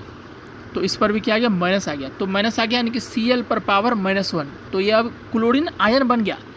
तो उम्मीद है कि आप समझ गए होंगे आयन कैसे बनता है। समझ गए ना मेरे भाई? चलिए, तो वही यहाँ पर हमने जो है एकदम लिखा हुआ आयन मिल जा भाई, आयन कहाँ गया, आयन आयन आयन, हाँ तो आयन समझ गए होंगे आप, ठीक है ना। चलिए अब आयन जो होते हैं दो प्रकार के, एक धनायन दिखाई दिए, जैसे सोडियम था, सोडियम पर +1 था। धनायन कौन होगा, धनायन कैसे बनेगा, जब कोई परमाणु इलेक्ट्रॉन दान करेगा। जैसे अभी सोडियम ने क्या किया था, अपना अष्टक पूरा करने के लिए, अस्थायी होने के लिए एक इलेक्ट्रॉन दान कर दिया था, तो उस पर +1 आ गया है ना, तो वो धनायन हो गया। और कोई ले लिया, जैसे क्लोरीन अभी ले लिया था, एक इलेक्ट्रॉन ले लिया था, तो माइनस यानी कि ऋणायन हो गया। तो यानी कि आयन दो प्रकार के, धनायन ऋणायन, केटायन एनायन इसको इंग्लिश में भी बोला जाता है। उम्मीद है कि समझ गए होंगे, ठीक है ना। तो वही चीज़ हमने यहाँ पर जो है लिखा हुआ देख सकते हैं ना, वही चीज़ हमने यहाँ पर ये लिखा हुआ है। NaCl में Na+ धनायन है और Cl- क्या है, ऋणायन है, ठीक है ना। चलिए आगे बढ़ते हैं। आयन एक आवेशित परमाणु या परमाणुओं का ऐसा समूह होता है जिस पर कुल आवेश विद्यमान होता है। जैसे मैंने आपको बोला, क्या बोल रहा है, परमाणु या परमाणुओं का समूह, जैसे Na ये तो परमाणु ही है, इस पर क्या है, 1+1 आवेश था, अभी दिखाए थे ना कैसे हुआ था, बताए थे कि नहीं बताए थे, अभी जस्ट बताए थे। तो ये परमाणु हो गया, या परमाणु का समूह भी हो सकता है। जैसे बात करें मेरे भाई, जैसे मैं अब आप बात करता हूँ NO3 नाइट्रेट, इस पर -1 चार्ज होता है, ये आगे चलकर ये सब आपको याद करना पड़ेगा, ठीक है ना। तो ये देखिए इसमें 2 परमाणु हो गया, एक नाइट्रोजन परमाणु है, एक ऑक्सीजन परमाणु है। हालांकि परमाणुकता इसकी 4 है टोटल, लेकिन परमाणु इसमें कितना दिख रहा है, आप कितना प्रकार का परमाणु दिख रहा है, तो बोलेगा 2 प्रकार का परमाणु दिख रहा है, एक नाइट्रोजन दिख रहा है, एक ऑक्सीजन दिख रहा है। यानी कि आयन जो है या तो वो परमाणुओं पर चार्ज हो सकता है या परमाणुओं के समूह पर चार्ज हो सकता है। तो ये देखिए सोडियम पर चार्ज है, सोडियम परमाणु है, या यहाँ पर देखिए परमाणु के समूह पर चार्ज हो सकता है, जिस पर नेट आवेश विद्यमान रहता है। तो सोडियम पर +1 आवेश विद्यमान है और नाइट्रेट पर -1 आवेश विद्यमान है, मौजूद है, समझ गए ना। हाँ अब देखिए जो आपका ये होता है ना, NO3 होता है ना, इसको बोलते हैं बहुपरमाणुक आयन। क्या बोलते हैं मेरे भाई, बहुपरमाणुक आयन बोलते हैं। क्यों बहुपरमाणुक आयन बोलते हैं, क्योंकि इसमें एक से ज़्यादा परमाणु है ना, इसीलिए इसको बहुपरमाणुक आयन बोला जा रहा है। उम्मीद है कि समझ गए होंगे, ठीक है ना। आगे बढ़ते हैं। अब हम सीखेंगे इस पार्ट में रासायनिक सूत्र लिखना। चूँकि रासायनिक सूत्र लिखना कैसे लिखा जाएगा ये बहुत ही ज़्यादा डायरेक्ट पूछ देता है एग्जाम में, और जब रासायनिक सूत्र लिखना, केमिकल फार्मूला लिखना सीख जाइएगा तो आपको रिएक्शन करने में बिल्कुल भी दिक्कत नहीं होगा। जो रिएक्शन हो जाता है केमिस्ट्री में डायरेक्ट रूप से आपको समझ नहीं आता, कैसे चार्ज ट्रांसफ़र हो जाता है, कैसे बैलेंस हो जाता है, ये चीज़ें आपको बहुत दिक्कतें करती हैं। तो जो अब मैं बताने वाला हूँ वो आप बिल्कुल आपको अच्छे से ध्यान देना है, सीखना है। और मैं आपको बता देता हूँ, ये हमने पहले से, हमारा ये ओल्ड वीडियो था, उसमें मैंने अच्छे से केमिकल रिएक्शन मतलब कि केमिकल फार्मूला कैसे बनता है उसको मैंने बताया हुआ। ये ओल्ड वीडियो मेरा 4 से 5 मिनट का होगा, इसको आप देख लीजिएगा, फिर आपको आगे इसमें बताया जाएगा पूरा वीडियो में, ठीक है। हाँ देखिए, रासायनिक सूत्र बनाना सीखे, 1000 आसानी से आप सूत्र बना सकते हैं अगर ये चीज़ें आपको याद। अच्छा, ये जो हमने बोर्ड पर लिखा है, कंडीशन क्या है, इनको आपको याद रखना पड़ेगा। अगर याद नहीं रखे तो कोई बात नहीं है। कल हमने क्या बताया था आपको, इलेक्ट्रॉनिक विन्यास, उसमें भी हमने बताया था कि S block, P block, D block. तो जो चीज़ें याद करने वाला है हम पहले ही आपको बोल देते हैं, वो चीज़ आपको याद रखना ही पड़ेगा। याद नहीं करेगा तो उसमें हम कुछ नहीं कर सकते हैं, हम खाली जरिया बताते हैं आपको कि किस तरह से ये बनाया जाता है ना, याद आपको रखना ही पड़ेगा। चलिए देखिए, इस रासायनिक सूत्र बनाने के लिए आपको 2 चीज़ें पता होना चाहिए। एक का नाम है धन मूलक, जिनको कि हम क्षारीय मूलक भी कहते हैं। एक का नाम है ऋण मूलक, जिनको हम अम्लीय मूलक भी कहते हैं, ठीक है ना। तो ये दोनों चीज़ आपको ध्यान रखना है। अब देखिए धन मूलक में देखिए कितना चीज़ आया है, हमने इसमें सिर्फ इम्पोर्टेंट लिखा, हालांकि और भी हो सकता है, सिर्फ हमने इम्पोर्टेंट लिया, इतना लिया है कि आप केमिस्ट्री में इसका यूज आसानी से कर सकते हैं, ठीक है ना। देखिए सबसे पहले क्या हाइड्रोजन है, तो हाइड्रोजन पर कितना आयन होता है, H+, पोटेशियम पर K+, सोडियम पर Na+, सिल्वर पर Ag+। तो ऐसे जो हमने है इस प्रकार जो है ये पूरा आप देख रहे हैं धन मूलक हमने लिख दिया है, सारा इंपोर्टेंट लिखे हैं, समझ रहे हैं ना। उसी तरह हमने इधर ऋण मूलक लिखा है, धन का मतलब प्लस होता है, ये तो बताने जरूरत है ना, ऋण का मतलब माइनस होता है, ठीक है ना। अब देखिए इस पर जो ये पावर दिख रखा है ना, पावर का मतलब होता है चार्ज, इस पर कितना चार्ज है। जैसे इस पर 1 है और किस में है, माइनस में है, तो बोल देंगे एक क्लोराइड जो है इस पर 1 चार्ज है, लेकिन कौन सा चार्ज है, ऋण चार्ज है। कौन सा चार्ज है, ऋण चार्ज, मतलब माइनस चार्ज। इसमें देखिए कैल्शियम है ना, कैल्शियम का संकेत Ca होता है और कितना चार्ज है, 2 चार्ज है, लेकिन कौन सा, प्लस। ये आपको ध्यान रखना, ठीक है ना। अब हम बनाते हैं रासायनिक सूत्र बनाना। जैसे आपको बोल दिया कोई, मान लिया कि सोडियम सल्फेट का सूत्र लिख के दिखाइए, ये आपको कभी कभी रिएक्शन में दिख जाता है। तो कैसे जानेंगे सोडियम सल्फेट का क्या होगा, सबसे पहले खोजिए सोडियम। देखिए जितना भी यौगिक होता है ना, सोडियम सल्फेट हो गया, मैग्नीशियम सल्फेट या जितना भी यौगिक है, उसमें एक प्लस वाला होता है, एक माइनस वाला होता है। तो पहले जो होता है वो प्लस वाला और दूसरा जो होता है माइनस वाला। तो पहले सोडियम आए, इसका मतलब ये हो गया सोडियम सीधी सी बात है प्लस वाला होगा। तो प्लस वाला में खोजिए सोडियम का, सोडियम ये है और सोडियम का क्या होता है Na पर पावर +1। सोडियम क्या होता है Na, इसके सीधे में लिखना Na पर पावर प्लस। अब देखिए यहाँ प्लस लिखे हैं तो प्लस का मतलब यहाँ क्या हो गया, एगो प्लस है, क्योंकि एक क्या रहता है छिपा रहता है, तो यहाँ पर दे दिए एक दे दिए, कोई दिक्कत नहीं। अब दूसरा जब एगो प्लस रहेगा दूसरा माइनस रहता है, तो ये सल्फेट जो है, अब सल्फेट खोजिए माइनस वाला में, क्योंकि तो सल्फेट का देखिए क्या होता है SO4, ये रहा सल्फेट आपका, ऋण वाले में खोजना माइनस वाले में, तो सल्फेट का SO4, तो इसके सीधा हम लिख देना SO4 और चार्ज कितना है -2 है तो -2 लिख दिए। अब देखिए अभी नहीं बना है, अब क्या होता है उल्टा कम होता है। क्या होता है उल्टा कम, जो प्लस वाला है वो दे देगा माइनस वाले को और जो माइनस वाला है वो ले लेगा प्लस वाला। तो देखिए Na पर कितना है +1 है, तो एक ये जो एक है ये ले लेगा SO4 और इसका जो ये -2 है ये वाला ये ले लेगा, तो क्या बनेगा, पहले Na लिखेंगे, अब इसका 2 ये ले लेगा तो क्या होगी 2 हो जाएगा। अब फिर यहाँ SO4 अब सटा देना है, अब इसका एक जो है ये ले लेगा, ये हमारा सूत्र बन गया। अब देखिए अब कोई बोलेगा यहाँ -2 था तो माइनस यहाँ दिए, वो माइनस नहीं लिखा जाएगा, ठीक है ना, ये रूल है। अब यहाँ +1 था तो एक क्यों लिखे हैं, क्योंकि एक के पीछे क्या होता है प्लस होता है और एक का वैल्यू जो है कुछ नहीं होता। तो फाइनली हमारा सूत्र क्या बना Na2SO4, ये किसका सूत्र हुआ, सोडियम सल्फेट का हुआ, ठीक है, ये समझ में आ गया होगा। दूसरा हम लेते हैं, जैसे मान चलिए दूसरा हम लेते हैं, जैसे मान चलिए आपको दे दिया कैल्शियम ब्रोमाइड बनाने दे दिया, जैसे आपको दे दिया कैल्शियम ब्रोमाइड का सूत्र लिख के दिखाइए, कैल्शियम ब्रोमाइड का सूत्र लिख के दिखाइए। तो आपको अभी तुरंत बताएं, एगो प्लस वाला होगा एगो माइनस वाला होगा। तो कैल्शियम प्लस वाला है तो कैल्शियम देखिए आपका यहाँ है कितना है Ca और +2 है, और ब्रोमाइड देखिए ब्रोमाइड आपका ये रहा कितना है Br-1 है, तो इसके सीधे में लिख दिए Br-1। अभी तुरंत बताएं उसमें सोडियम सल्फेट में सेम वैसा ही चीज़ इसमें भी होगा, इसका एक ये ले लेगा तो क्या होगा Ca, एक ये ले लेगा तो यहाँ एक हो जाएगा। अब यहाँ Br आपके पास हटा देंगे, ठीक है, और ये +2 इसका ये ले लेगा। अब एक को लिखा जाता ना इसलिए हटा देंगे, तो क्या सूत्र बनेगा CaBr2, ये क्या हो गया कैल्शियम ब्रोमाइड हो गया। अब एक और आपको बना के दिखाते हैं, मान चलिए आपको दे दिया कि पोटेशियम हाइपोक्लोराइड का सूत्र क्या होगा, तो अभी तुरंत बताएं, एगो प्लस वाला एगो माइनस वाला। तो पोटेशियम प्लस वाला है तो देखिए पोटेशियम कहाँ है, पोटेशियम आपको ये दे दिया K पर पावर प्लस, तो K पर पावर दे दिए +1। अब देखिए ये 1 नहीं लिखा था, आप यहाँ दे सकते हैं क्योंकि 1 क्या रहता है छिपा रहता है, 1 क्या रहता है छिपा रहता है, ठीक है ना, तो यहाँ पर 1 दे दिए। अब हाइपोक्लोराइड का क्या होता है, देखिए हाइपोक्लोराइड आपका OCl होगा, ये आपका हाइपोक्लोराइड है, वो क्या होगा OCl, तो OC और चार्ज कितना है -1 है। अभी तुरंत बताएं क्या होगा, दोनों को ले लेगा तो K यहाँ लिख देंगे, इसका एक ये ले लेगा तो K1, अब बचा OCl, अब क्या सटा देंगे और इसका एक ये ले लेगा, ठीक है ना। अब देखिए दोनों एक के है तो एक का कुछ मानने ना होता, तो सिंपल क्या बनेगा KOCl, तो ये क्या बन गया पोटेशियम हाइपोक्लोराइड। तो इस तरह से जो आप है 1000 सूत्र इससे जो है बना सकते हैं, ठीक है ना। आशा करता हूँ कि ये जो आपको बताएं हम समझ गए होंगे। एक दो को हम देते हैं, आप कमेंट में आंसर बताइएगा। आप हमें बताइए कि फेरस ऑक्साइड का क्या होगा, फेरस ऑक्साइड का क्या होगा, और मैंगनीज नाइट्रेट का क्या होगा, ठीक है ना। ये फेरस ऑक्साइड और मैंगनीज नाइट्रेट, ये आप दोनों सूत्र जो है कमेंट में लिख के दिखाएं अगर आप समझ में आया है, ठीक है ना।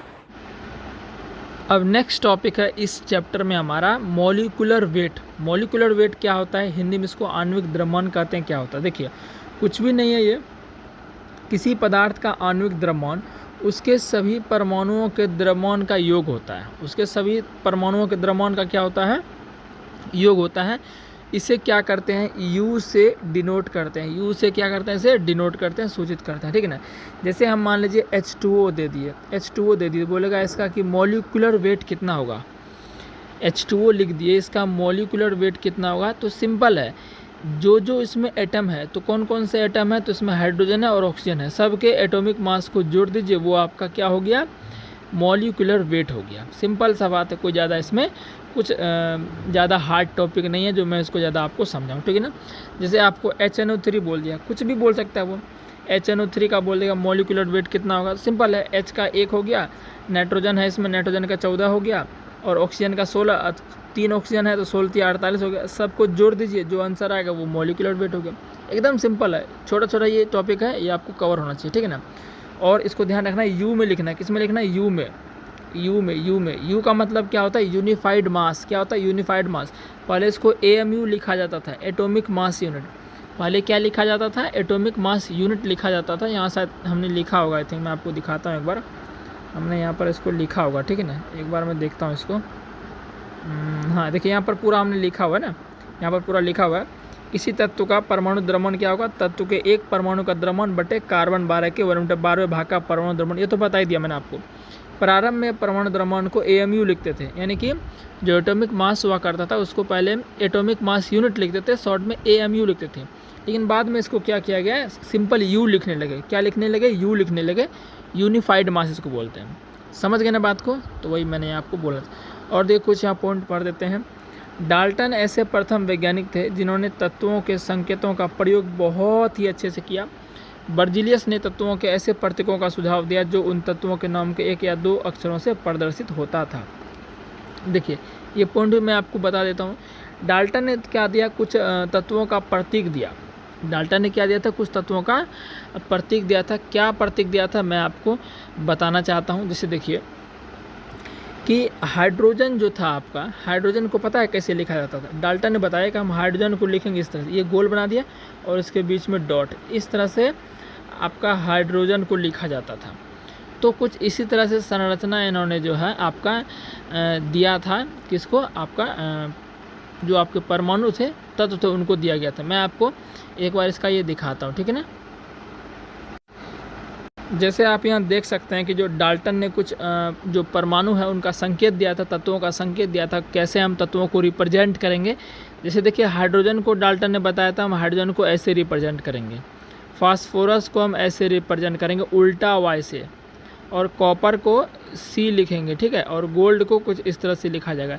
इतने टोटल जो है इसमें दिए गए थे कि हम इस तरह से तत्व को रिप्रेजेंट करेंगे। कार्बन को ऐसे लिखा जाएगा, सल्फर को ऐसे, सीसा को ऐसे, प्लेटिना को ऐसे, ऑक्सीजन को ऐसे लिखा जाएगा बिल्कुल ब्लैंक, आयरन को I से, सिल्वर को S से, पारा को इस तरह से कुछ लिखा जाएगा। तो ये जो संकेत, जो सिंबल दिए गए हैं एलिमेंट के, ये डाल्टन के द्वारा दिए गए थे, एकदम डायग्राम के टाइप का है, आप देख सकते हैं। लेकिन इसके बाद बर्जीलियस ने भी दिया, बर्जीलियस आए इसके बाद। बर्जीलियस ने क्या दिया कि जो उनका नाम था ना, उसी नाम के 1 या 2 अक्षर में लिखा जाएगा। यहाँ तो कोई नाम नहीं लिखा गया, ये तो एक तरह से कहिए कि डायग्राम टाइप का हमको दिख रहा है, चित्र टाइप का सिंबल दिख रहा है एलिमेंट का, ये डाल्टन के द्वारा दिया गया था। लेकिन बर्जीलियस ने इसको क्या किया था, बर्जीलियस ने इसको संकेत के रूप में दिया था। जैसे सोडियम है, सोडियम है तो इसको लेटर के रूप में लिखा जाएगा, Na के रूप में लिखा जाएगा। हाइड्रोजन है तो इसको H के रूप में लिखा जाएगा। डाल्टन ने हाइड्रोजन को ऐसे लिखा, डाल्टन ने हाइड्रोजन को ऐसे लिखा, लेकिन आपका बर्जीलियस ने हाइड्रोजन को ऐसे लिखा, H से, यानी कि सिंबल लेटर के रूप में लिखा जाएगा। समझ गए ना बात को। और ये ज़्यादा आसान था, ये थोड़ा सा क्या था, मुश्किल था डाल्टन वाला, ठीक है ना। चलिए तो वही यहाँ पर लिखा गया है, डाल्टन ऐसे प्रथम वैज्ञानिक थे जिन्होंने तत्वों के संकेतों का प्रयोग बहुत ही अच्छे से किया। ये मैंने बता दिया आपको। बर्जीलियस ने तत्वों के ऐसे प्रतीकों का सुझाव दिया जो उन तत्वों के नामों के 1 या 2 अक्षरों से प्रदर्शित होगा। जैसे यानी कि हाइड्रोजन नाम है तो उसका H से होगा, है ना। एल्युमिनियम नाम है तो Al से होगा। लेकिन आपने देखा डाल्टन का कुछ और ही था, उसका क्या था, वो आपका डायग्राम टाइप का था, ठीक है ना। तो ये सब पॉइंट आपको ध्यान रखना है, ठीक है ना। चलिए इसी तरह आपका होता है सूत्र इकाई द्रव्यमान, सेम इसी तरह, बस अंतर ये होता है कि सूत्र इकाई द्रव्यमान में इसके जो क्या बोलते हैं उसको, कंपोनेंट होते हैं वो आयंस होते हैं। कंपोनेंट्स क्या होते हैं, वो आयंस होते हैं। यह भी आणविक द्रव्यमान की तरह ही है, बस अंतर यह है कि यहाँ पर जो है इसके संगठक क्या होते हैं, आयन होते हैं। संगठक क्या होता है, आयन। जैसे NaCl है तो NaCl कैसे बना होगा, Na पर प्लस रहता है, Cl पर माइनस रहता है, तो आयन से यहाँ पर बना हुआ, आयन के फॉर्मेशन से कंपाउंड बना हुआ है ना, आयनिक यौगिक बना हुआ है, आयनिक कंपाउंड बना हुआ है यहाँ पर, ठीक है। तो ये आपका इसका जो अगर द्रव्यमान निकालना है तो सेम वही प्रोसेस होगा। द्रव्यमान अगर इसका निकालना है, मास निकालना है तो सेम वही प्रोसेस होगा, बस इसका नाम दे दिया गया सूत्र इकाई द्रव्यमान या इकाई सूत्र द्रव्यमान, है ना। इसका अगर आपको बोलेगा तो सोडियम का कितना हो जाएगा, 23 हो जाएगा, और क्लोरीन का कितना हो जाएगा, 35.5 हो जाएगा। जब जोड़िएगा तो 58.5 हो जाएगा। यू दे देंगे इसको, बस सिंपल है, कोई ज़्यादा कुछ टफ है नहीं, ठीक है ना। और यहाँ पर देखिए हम लिखे भी हैं उस तरह से। CaCl2 का आपको दे देगा, जोड़िए तो जितना भी इसमें है सबका आपको। लेकिन बशर्ते दिक्कत ये है कि आपको एटॉमिक वेट कम से कम 1 से 30 तक याद रहना चाहिए। 1 से 30 तक जो हमारे एलिमेंट्स हैं उनके सभी आपको एटॉमिक मास याद होने ही चाहिए किसी भी हालत पर, अगर याद ही नहीं है तो कैसे करोगे, एग्जाम में नहीं कर पाओगे, ठीक है ना। तो याद होना कंपलसरी है। चलिए, तो अब हम समझते हैं मोल कॉन्सेप्ट को। किसको समझते हैं? मोल कॉन्सेप्ट को, फिर चैप्टर आपका फिनिश हो जाएगा, ठीक है ना। देखिए, मोल का मतलब मेरे भाई क्या होता है? मोल एक संख्या है। जिस तरह दर्जन एक संख्या है, ग्रूस एक संख्या है, उसी तरह मोल भी एक क्या है? संख्या है। एक अगर हम बोल देंगे कि 1 दर्जन केले दीजिए तो कितना केला देगा हमको? तो 12 केला देगा। उसी तरह बोलेंगे 1 मोल केला दीजिए तो कितना केला देगा? तो हमको देगा मेरे भाई, पता है कितना केला देगा? हमको देगा, यहाँ देखिए लिखा है 6.022 गुना 10⁻23 केला देगा। यानी कि जिस तरह दर्जन एक संख्या को डिनोट करता है, सेम उसी तरह मोल भी एक संख्या को ही बताता है। दर्जन में 12 होते हैं और मोल में इतने संख्या होते हैं। बात समझ में आई क्या? मोल का मतलब समझ आया। और मोल का अगर अर्थ निकालें तो इसका मतलब होता है ढेर। मोल का मतलब क्या होता है? ढेर होता है, हीप होता है। समझ गए ना बात को? तो खैर चलिए पढ़ते हैं। जिस प्रकार दर्जन एक संख्या को दर्शाता है, उसी प्रकार मोल भी एक संख्या को दर्शाता है। क्या कितना आसान शब्दों हमने आपके लिए लिखा हुआ है। मोल शब्द विल्हेम ओस्टवर्ल्ड ने 1896 में प्रस्तावित किया था। तो ये आपका क्वेश्चन बन जाता है कि डायरेक्ट कि किसने प्रस्तावित किया था? तो विल्हेम ओस्टवर्ल्ड ने मोल वर्ड को क्लैरिफाई किया था, प्रस्तावित किया था, ठीक है ना। और मोल्स जो है, ये मोल वर्ड किससे लिया गया है? किससे किया गया इसका? ये किया गया मोल शब्द से इसकी उत्पत्ति हुई है। जो इसका डेरिवेशन हुआ है वो मोल शब्द से इनका डेरिवेशन हुआ है, ठीक है ना। मोल डिराइव्ड किया गया मोल शब्द से, जो कि एक लैटिन शब्द है। समझ गए ना? इसका मतलब क्या होता है? ढेर होता है। मोल का मतलब क्या होता है? ढेर होता है, ठीक है, ज़्यादा, बहुत ज़्यादा। 1967 में मोल इकाई के रूप में स्वीकार किया गया। अगर आपको बोले कि मोल को एसआई यूनिट के रूप में एक्सेप्ट कब किया गया? तो 1967 में। 1967 में मोल को एसआई यूनिट के रूप में एक्सेप्ट किया गया, ठीक है ना। चलिए, और मैंने आपको बता दिया, 1 मोल आप कुछ भी ले लो, 1 मोल आप कुछ भी ले लो, चाहे आप 1 मोल परमाणु ले लो, चाहे आप 1 मोल अणु ले लो, चाहे 1 मोल आयन ले लो, है ना, वो कितना होगा? 6.022 गुना 10⁻23 होगा। समझ गया क्या बात को? उम्मीद है कि समझ पा रहे होंगे। जिस तरह हम बोलेंगे एक दर्जन कलम दे दो, 1 दर्जन आलू दे दो, 1 दर्जन केले दे दो, 1 दर्जन सेब दे दो, तो होगा तो 12 ही संख्या में। उसी तरह 1 मोल कुछ भी ले लो भाई, संख्या में 6.022 गुना 10⁻23 ही होगा। बात क्लियर है? उम्मीद है कि क्लियर हो गई होगी। अब पढ़ते हैं आगे थोड़ा सा। किसी स्पीसीज, परमाणु, अणु, आयन या कण के 1 मोल में मात्राओं की वह संख्या है जो ग्राम में उसके परमाणु या आणविक द्रव्यमान के बराबर होती है। बता ही दिया मैंने आपको, है ना। जैसे 1 मोल ऑक्सीजन ले लेंगे तो उतना ही द्रव्यमान होगा, इतना इसके परमाणु में होगा, ठीक है ना। यानी कि 1 मोल ऑक्सीजन का द्रव्यमान कितना होगा? तो बोलेगा 16 होगा। तो 16 ग्राम में परमाणु कितने हैं, ये आपके मोल को बताता है। समझ गए नंबर भाई? और देखिए यहाँ पर जो है 6.022 गुना 10⁻23 को अवोगाद्रो स्थिरांक भी कहते हैं। अभी जो नंबर है, अब चूँकि 1 मोल कितना वैल्यू होता है 1 मोल का? 6.022 गुना 10⁻23। इस नंबर को स्पेशल नाम भी दिया गया, इसको अवोगाद्रो नंबर भी बोलते हैं और अवोगाद्रो कांस्टेंट भी बोलते हैं, स्थिरांक भी बोलते हैं। आपको ध्यान रखना, इसे n0 से डिनोट करते हैं, सूचित करते हैं। ये छोटी छोटी बातें आपको ध्यान रखनी है, रिवीजन करिएगा तो आसानी से क्लियर हो जाएगा, ठीक है ना। किसी पदार्थ के 1 मोल में कणों, परमाणु, अणु, आयन का संख्या निश्चित होता है, जो कि ये सब तो बोल ही दिया मैं आपको, ठीक है ना, बोल ही दिया मैंने आपको। चलिए, तो अब बात करते हैं मोलर द्रव्यमान के। अच्छा, मोलर, पहले इसका हम क्या करते हैं, 1 मिनट, मोलर द्रव्यमान देख लेते, फिर हम देखेंगे मोल समीकरण। मोलर द्रव्यमान देखने के बाद देखेंगे मोल समीकरण, क्योंकि मोल समीकरण से ही मेरे भाई न्यूमेरिकल बनता है और सभी फंस जाते हैं न्यूमेरिकल में। लेकिन जब हम आपको न्यूमेरिकल का प्रैक्टिस करा देंगे, बिल्कुल भी आप नहीं फंसेगा, आराम से उसको सॉल्व कर दीजिएगा।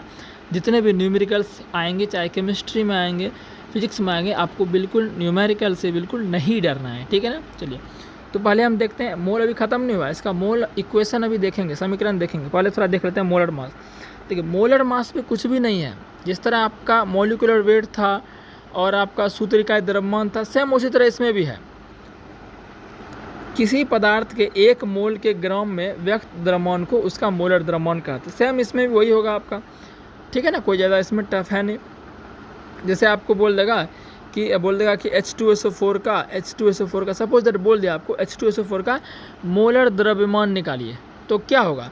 और बोल देगा H2SO4 का आणविक द्रव्यमान निकालिए, H2SO4 का सूत्र इकाई द्रव्यमान निकालिए, तो सबका आंसर एक ही आएगा, उसी तरह से होगा ये, लेकिन अलग अलग तरीके से वो पूछेगा, ठीक है ना। चलिए, अब मोल का एक जनरल फार्मूला होता है जो कि क्या होता है, दिया गया द्रव्यमान बटे सूत्र द्रव्यमान। मोल का एक जनरल फार्मूला क्या होता है, दिया गया द्रव्यमान बटे सूत्र इकाई मतलब कि जो तत्व का द्रव्यमान है वो, ये आपका मोल का जनरल फार्मूला होता है। अभी ये फार्मूला आपको सिर्फ याद रखना है।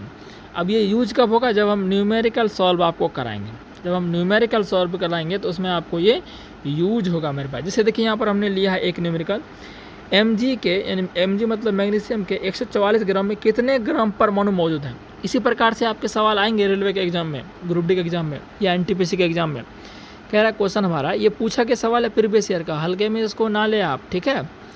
मैग्नीशियम के 144 ग्राम में कितने ग्राम परमाणु मौजूद है, मतलब मैग्नीशियम का 144 ग्राम जो है वेट यहाँ पर दिया गया, तो कह रहा है 144 ग्राम जो मैग्नीशियम का वेट है उसमें मैग्नीशियम के परमाणु कितने होंगे। तो वही बात है, फॉर्मूला देखिए यहाँ पर क्या है, मोल। तो मोल का फॉर्मूला क्या हो जाएगा, दिया गया द्रव्यमान, तो दिया गया द्रव्यमान 144 जाएगा, तो 144 अब बटे सूत्र द्रव्यमान यानी कि तत्व का द्रव्यमान। तो मैग्नीशियम तत्व का द्रव्यमान कितना होता है, 12 दूनी 24, यानी 24, आज 24 से कटाएंगे यानी कि 6 मोल परमाणु इसमें मौजूद होंगे। समझ गए ना बात को। इसी तरह से हमने यहाँ एक और न्यूमेरिकल लिखा है ना, 2-3 न्यूमेरिकल लिया है, तो इसको मैं अभी सॉल्व नहीं कराऊंगा, ये मैंने आपको दे दिया है। ये मैं अलग से आपको न्यूमेरिकल, मोल समीकरण का अलग से मैं न्यूमेरिकल कराऊंगा, लेकिन अभी ख़त्म नहीं हुआ है, अभी एक चीज़ और बचा है। अभी अब देखते हैं मोल समीकरण, ठीक है ना, मोल समीकरण देखते हैं, ठीक है। तो ये आपके लिए है मोल समीकरण, ये ही सब चीज़ है, इसी से आपका पूरा न्यूमेरिकल सॉल्व हो जाएगा। कैसे कैसे न्यूमेरिकल आएंगे उसको मैं अभी बोलूँगा, और उसका सॉल्यूशन जो है न्यूमेरिकल हम नेक्स्ट वीडियो में करेंगे, ठीक है ना। इस वीडियो में तो चैप्टर पूरा फिनिश हो ही गया, पहले इसको समझ लेते हैं। मोल समीकरण क्या है, मोल समीकरण कुछ भी नहीं है, मोल को दर्शाने का एक तरीका है और कुछ भी नहीं है, ठीक है ना। देखिए, एक मोल कुछ भी ले लीजिए, एक मोल कोई भी पदार्थ, थोड़ा कलर चेंज कर लेते हैं। एक मोल आप क्या कर लीजिए, कोई भी पदार्थ ले लीजिए, मैंने आपको पहले ही बोल दिया। एक मोल केला ले लीजिए, एक मोल सेब ले लीजिए, उसको छोड़िए। यहाँ पर केमिस्ट्री की बात करें तो केला दर्जन, वो तो मैंने समझाने के लिए आपको बोला था, लेकिन केमिस्ट्री में क्या बात करेंगे, एक मोल परमाणु की बात करेंगे, एक मोल अणु की बात करेंगे, एक मोल आयन की बात करेंगे, समझ गए ना, एक मोल गैस की बात करेंगे। तो इस तरह से हम बातें करेंगे। तो एक मोल कोई भी पदार्थ हो कितना होगा, 6.022 × 10⁻23 पदार्थ होगा। अब पदार्थ, ये अब पदार्थ बोला गया ना, पदार्थ मतलब अणु परमाणु आयन कुछ भी हो सकता है। और जो पदार्थ आप लीजिएगा उसका यहाँ पर आपको द्रव्यमान लेना पड़ेगा ग्राम में। बात को समझ पा रहे हैं कि नहीं समझ पा रहे, उम्मीद है समझ पा रहे हैं। फिर से मैं एक बार बोल देता हूँ कि एक मोल आप कुछ भी ले रहे हैं, एक मोल कोई भी पदार्थ, अब पदार्थ बोल रहे हैं मतलब अणु परमाणु आयन वो सारे पदार्थ ही हैं। तो जो पदार्थ आप लीजिएगा उसका संख्या पहले यहाँ लिखिएगा, उसका अब यहाँ पर मंथ लिए, इस पदार्थ के बदले इस पदार्थ पर हम लिए हैं अणु लिए हैं, तो यहाँ भी क्या देंगे, अणु देंगे, और यहाँ में क्या देंगे, उसका इस अणु का द्रव्यमान देंगे। समझ गए ना। जैसे यहाँ देखिए मैंने एग्जाम्पल आपके लिए लिया है, जैसे हम 1 मोल हाइड्रोजन के परमाणु ले लिए, 1 मोल क्या लिए हैं, इस पदार्थ के बदले यहाँ पर हम लिए हैं हाइड्रोजन एटम लिए हैं। तो पहले तो ये संख्या एज इट इज़ हम लिख दिए हैं। अब पदार्थ के बदले में क्या लिए हैं, एटम लिए हैं, तो यहाँ पर और कौन सा एटम लिया उसको लिखना पड़ेगा, तो H परमाणु लिख दिया। और पदार्थ का ग्राम में भार, तो हाइड्रोजन है तो हाइड्रोजन का भार कितना होगा, 1 होगा, तो सिंपल ये ले लिए। उसी तरह यहाँ देखिए हमने यहाँ पर क्या लिया है, 1 मोल H2 अणु लिया। अब परमाणु के जगह हमने अब अणु लिया, यानी कि पदार्थ के जगह हमने अब क्या लिया, यहाँ पर अणु लिया। तो यहाँ पर हम क्या लिखेंगे, अणु ही लिखेंगे और द्रव्यमान लिख देंगे। तो H2 का द्रव्यमान कितना हो जाएगा, तो बोलेगा 1 × 2 2 ग्राम। बस यही है मेरे भाई, और कुछ भी नहीं है, यही आपका मोल समीकरण है। इसी से पूरा सवाल जो है नाचने लगेगा। सवाल कैसे आएगा मैं आपको एक बार बोल देता हूँ। सवाल में दे देगा कि अणु का संख्या दे देगा, अणु का संख्या दे देगा और बोल देगा कि उसमें कितने मोल होंगे। अणु का संख्या दे देगा, बोलेगा कितने मोल होंगे। या तो ऐसे पूछ देगा, भार दे देगा, ये वाला भार वाला सेक्शन है ना, भार दे देगा और वो अणु पूछ लेगा, या भार दे देगा वो अणुओं की संख्या पूछ लेगा। इस तरह से जो है भार दे देगा, ये मोल की संख्या पूछ लेगा। इस तरह से घुमा फिरा के वो सवालों पूछ लेगा। अभी थोड़ा सा आपको लग रहा होगा क्या बोल रहे हैं, जब क्वेश्चंस कराएंगे ना तो आपको जो है चीज़ें क्लियर होगी। लेकिन ये चीज़ें जो मैंने आपको बताई, ये चीज़ ध्यान रखनी है, बिना इसके सवाल मोल का बनने ही वाला नहीं है आपसे। समझ गए इन बात को, उम्मीद है कि समझ गए होंगे। तो क्लास ख़त्म हो गया, आपका जो चैप्टर था ये हमारा एटम्स मॉलिक्यूल्स एंड आयंस बिल्कुल पूरा फिनिश हो गया। नेक्स्ट में हम क्या करेंगे, इसका मोल समीकरण पे क्वेश्चंस करेंगे, उसके बाद नेक्स्ट चैप्टर जो है उसको देखा जाएगा, ठीक है ना। चलिए, अच्छा लगा हो क्लास तो लाइक सब्सक्राइब शेयर जरूर कर दीजिएगा। मिलते हैं नेक्स्ट क्लास में।